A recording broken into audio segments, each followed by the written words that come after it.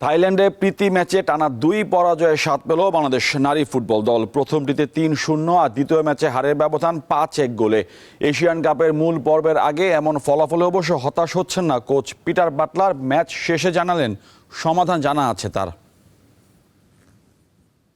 5-1 গোলে হার, এটাকে স্রেফ একটা হার হিসেবে ধরলে বাংলাদেশের মেয়েদের হতাশ হওয়াটাই স্বাভাবিক। যারা টানা দুবারে সাফের রানী তারাই কিনা থাইল্যান্ডের বিপক্ষে দুটি আন্তর্জাতিক প্রীতি ম্যাচে দাঁড়াতেই পারেনি।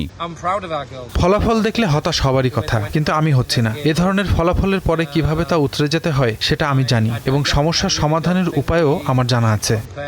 গেল জুনে মিয়ানমারে এশিয়ান বাছাইয়ে একের পর এক জয় পাওয়া দলটা 4 দিনের ব্যবধানে দুবার হেরেছে থাইল্যান্ডের কাছে। জুনে যে বাংলাদেশ দলকে দেখা গিয়েছিল, অক্টোবরে এসে সেই দলটা যেন অচেনা হয়ে গেল। ফলাফল দেখে এমনও মনে হতে পারে অনেকে, তবে এটা যে থাইল্যান্ডের সঙ্গে বাংলাদেশের পার্থক্যের বাস্তব প্রতিফলন।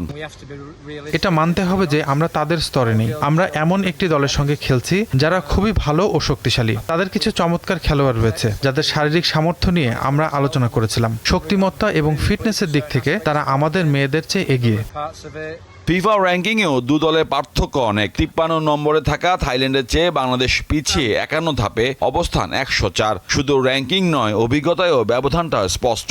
মেয়েদের এশিয়ান কাপে এবার জায়গা না পেল 17 বারে টুর্নামেন্টে খেলেছে থাই কন্যারা, যেখানে বাংলাদেশের নারীরা সুযোগ পেয়েছে প্রথমবার। মোহাম্মদ হাসিব, দীপ্ত স্পোর্টস।